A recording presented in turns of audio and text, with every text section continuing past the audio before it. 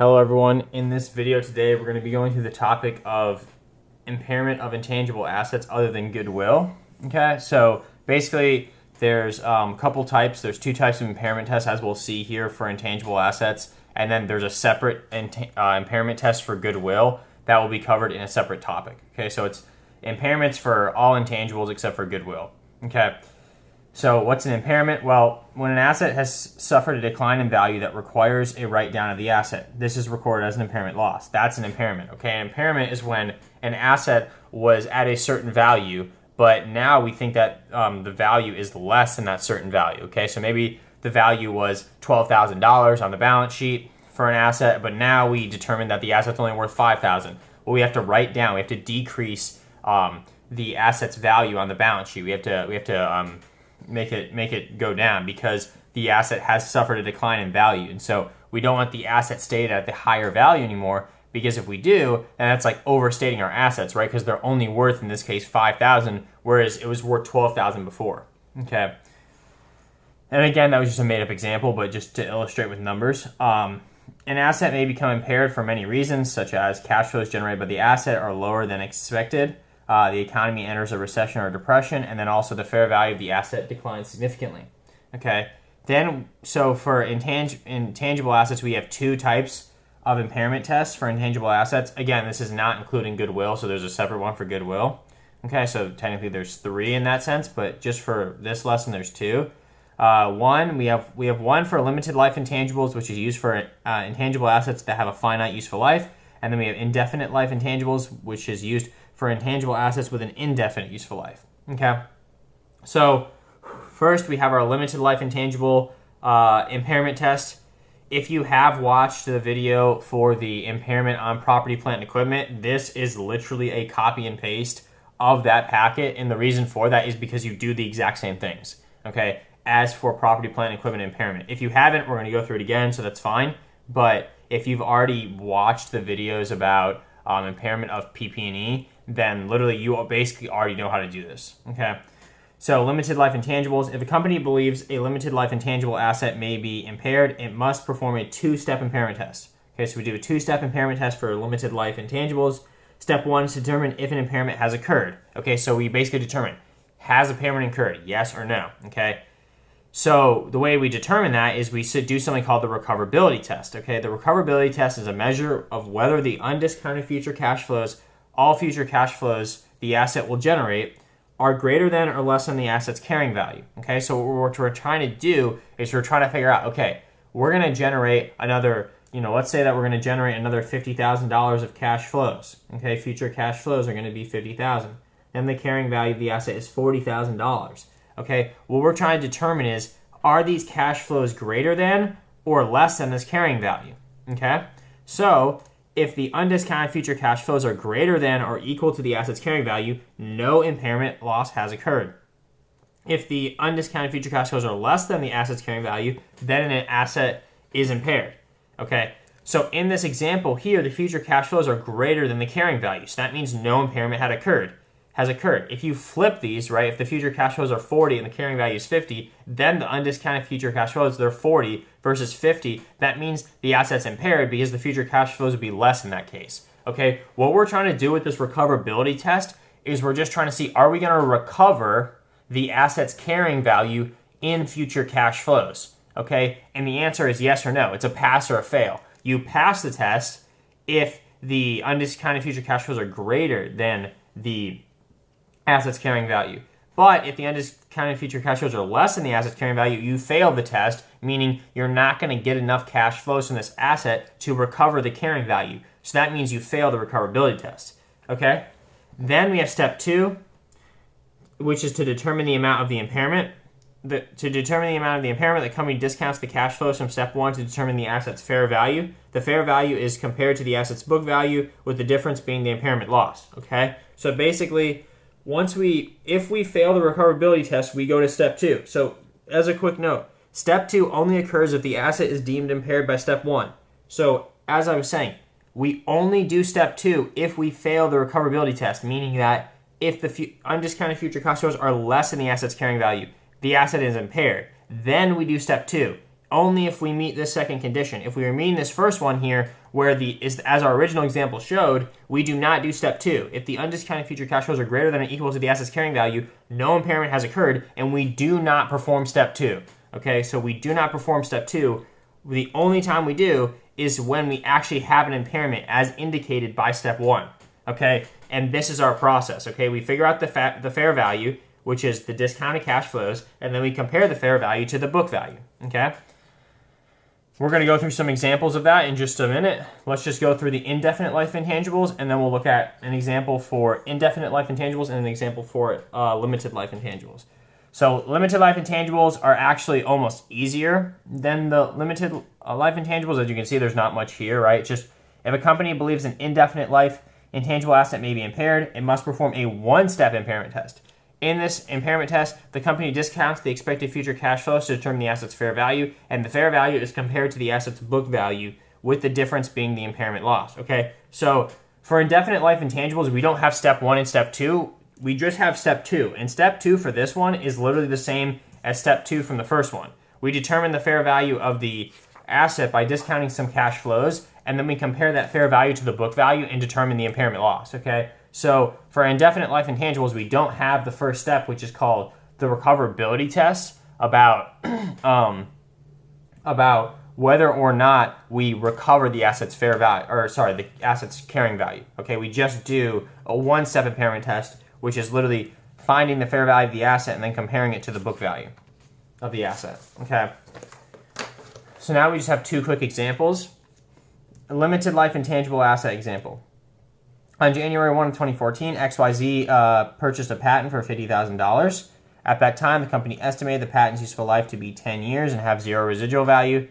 The company elected to use straight line method of amortization, which, again, straight line method of amortization for a patent is basically the same thing as straight line depreciation for a piece of equipment, right? We're doing the exact same things, okay? Right, what we would do there is we would say cost minus residual value, which again is 0, divided by useful life in years, $5,000 a year for amortization. Okay, we'll do $5,000 a year of amortization, okay? And that's exactly the same process we would do if we were doing straight line depreciation for a piece of equipment or something, okay? On December 31 of 2017, so that would be 4 years later, XYZ was concerned that the patent it purchased may be impaired and performed an impairment test. The following information is available concerning the asset as of December 31 of 2017. Then we're given the cash flows for the next 3 years, okay, which are all $9,000. Additionally, the appropriate interest rate to discount these cash flows is 10%. Okay. Required, prepare the entry to record the impairment of XYZ company's patent. If no entry is required, write no entry. Okay. So it says the first thing we're going to do, so this is a limited life intangible, so we have the 2-step impairment test. The first step is to perform the recoverability test. Again, what we're doing is that we're comparing these future cash flows, which again would be $27,000, right? We would just total those up, okay, $27,000, okay? Our expected undiscounted future cash flows, okay? Then we will compare that to the asset's carrying value, okay? How are we going to determine the asset's carrying value? Well, it's the cost of the asset of $50,000 minus accumulated depreciation. Cost minus accumulated depreciation, right? That's our carrying value. Okay, well, what's our accumulated depreciation? Well, as we noted, 4 years have passed since we acquired this patent, okay? And we're doing $5,000 of amortization every year. So 5,000 times 4 years would give us $20,000 of amortization, accumulated amortization, which means that our patent's carrying value is $30,000, okay? So again, the cost is 50, accumulated depreciation is 20. How do we get 20? $5,000 a year from our initial calculation of straight line amortization times 4 years, right? 2014, 2015, 2016, then 2017, okay? So we're at the end of 2017, okay? So now we have book value or carrying value, whatever you want to call it, $30,000, okay? So that means that the undiscounted future cash flows are less than the asset's carrying value of 30. An impairment has occurred. We must perform step 2, right? If the undiscounted future cash flows are less than the asset's carrying value, then that means that an asset impairment has incurred, okay? So the asset is impaired, which means we must perform step 2, right? We only perform step 2 if the asset's impaired, and in this case it is. So step 2, we discount the future cash flows and compare the asset's carrying value to record the impairment loss, okay?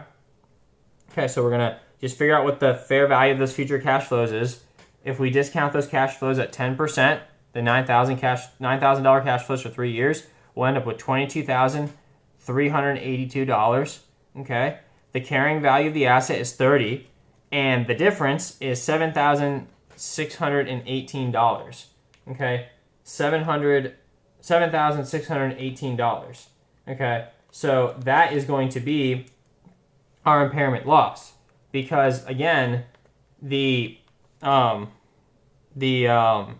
impairment loss is defined as the difference between the carrying value and the discounted future cash flows, assuming that this number is lower, right? Because this is the fair value, right? We're comparing fair value to carrying value, and we see the fair value is lower by $7,000. So that means that we have an impairment loss, and the impairment loss is $7,618. So we debit impairment loss. We credit patent directly. Okay, we actually credit the patent account directly in this case, because when we have intangible assets, we're just going to credit patent account directly. We could also technically credit something called accumulated amortization. In this class, the professors like to use the patent account directly for intangible assets. Not necessarily the patent account directly, but whatever asset account you're dealing with directly, whichever intangible asset. So if you're dealing with a trademark, you credit trademark. If you were dealing with a patent, if you're dealing with a copyright, you credit copyright. Whatever the intangible asset is, you use that directly. Okay. And again, if you've seen the video on the impairment of PP&E, we know that's not the same treatment, because with the impairment of PP&E, we would actually credit accumulated depreciation, right? Okay.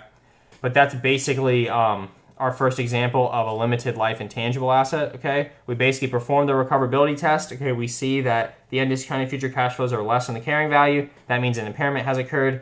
Okay, then we go to step two. Step two, we determine the fair value of the cash flows, which is discounted future cash flows at 10%. Okay, and again, this assumes the cash flows occur at the end of the year of 2018, 2019, 2020. Okay, then we see the fair value is less than the carrying value, which means we have an impairment loss. Okay. Finally, we have an indefinite life intangible asset example. Now, this is definitely going to be a little bit easier than the previous example, just because there's only one step, right? So this one will go a little bit faster.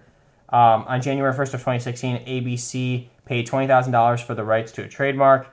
The company did not amortize the trademark because it was an indefinite life intangible asset. Okay, so if you have an indefinite life intangible asset, you do not amortize it because it has no useful life, right? Like, it has an indefinite useful life, right? Well, what I mean is it has no set useful life, right? It has an indefinite useful life. Okay, so we can't really amortize it because that just wouldn't really make sense. Okay.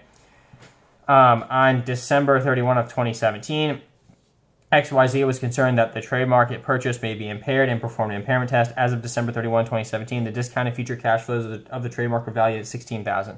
Okay, so here the problem is being nice to us. It's just coming out and telling us the fair value. Okay, it's just telling us the discounted future cash flows are $16,000. Again, it could also list it like this in the problem before, and then we have to discount them back at like 10% or something like that and figure out the fair value. Here, the problem was a little nice. I just went ahead and gave us the fair value just because, you know, we've practiced quite a bit with just the discounting technique, and I think that by this point we probably have the hang of it. I just wanted to get a quick example of how this worked.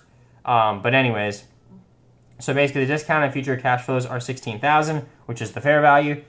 Now it says prepare the entry to record the impairment of the companies. This should be a trademark. Okay, and if no entry is required, write no entry. Okay. Now we have step one. So step one is to discount the future cash flows and compare the asset's carrying value to record the impairment loss. The discounted cash flows, again, are $16,000, right? It's already given to us. The carrying value is $20,000. The fair value is lower by $4,000, right? Again, this is fair value. It's lower by $4,000, which means that we have an impairment loss of $4,000, and we credit the trademark account directly. Okay, so basically that's the end of this topic. It's not too difficult. It's just kind of understanding, you know, basically what's going on with the undiscounted cash flows versus the carrying value, what's going on with the discounted cash flows versus the carrying value. And as long as you understand those couple of things, like, it's not that hard of a topic. It's just you have to practice it a few times and you should be able to get it. So again, that's the end of this topic, and I hope that was helpful.